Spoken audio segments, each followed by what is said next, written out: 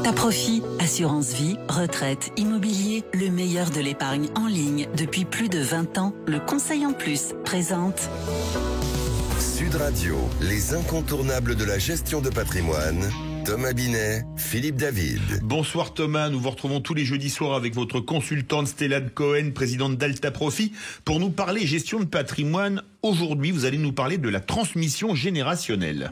Oui Philippe, parce que Noël approche, la période est propice aux cadeaux, alors faire plaisir à ses enfants ou petits-enfants en organisant la transmission d'une somme d'argent ou pourquoi pas d'ailleurs d'un contrat d'assurance vie.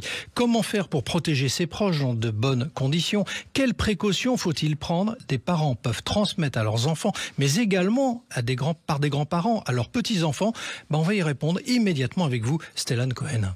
Bonsoir Thomas. Bonsoir Stellane. Donation, don manuel, présent d'usage, tous ces termes signifient qu'il y a eu transmission entre un donateur et un donataire, mais ils ne relèvent pas de la même chose. Alors pouvez-vous nous apporter un éclairage sur ces notions ? Absolument Thomas. Alors si on commence par le présent d'usage, qu'est-ce que c'est ? C'est un cadeau qu'on va faire effectivement. On va transmettre, on va donner un cadeau à un événement particulier. Ça peut être un mariage, ça peut être un anniversaire, la réussite d'un examen. Le présent d'usage ne nécessite pas de passer devant le notaire. Ça se fait directement de main à la main. Il n'y a pas de déclaration à l'administration fiscale et le présent d'usage doit être raisonnable en fonction, bien sûr, des moyens et des ressources du donateur. Alors, si on veut transmettre quand même une somme d'argent plus importante, ça se passe souvent à Noël. Il s'agit alors du don manuel ou d'une donation ? Alors, on a les deux. Alors, la donation, c'est véritablement un acte dans lequel on va transmettre une partie de son patrimoine. Donc, c'est un acte juridique qui va se faire devant notaire. C'est irrévocable. Quand on donne, c'est pour toujours. Et c'est assujetti à des droits de donation.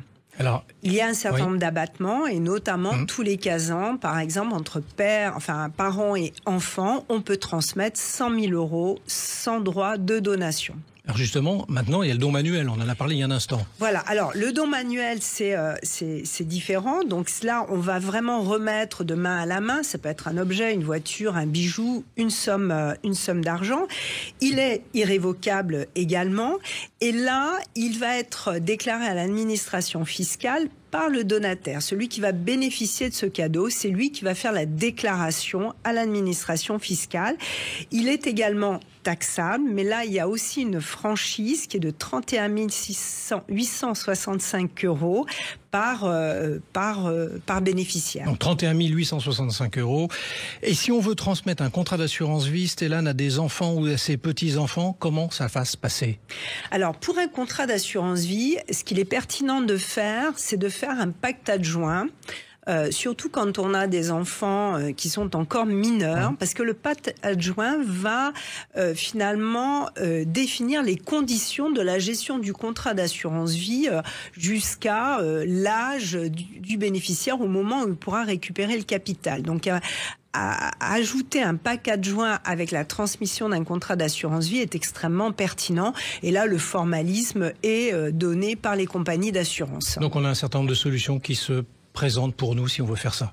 Absolument, toutes ces solutions se permettent effectivement de transmettre dans de bonnes conditions et plus on s'y prend tôt, plus on peut bénéficier des périodes et des franchises de droits de donation.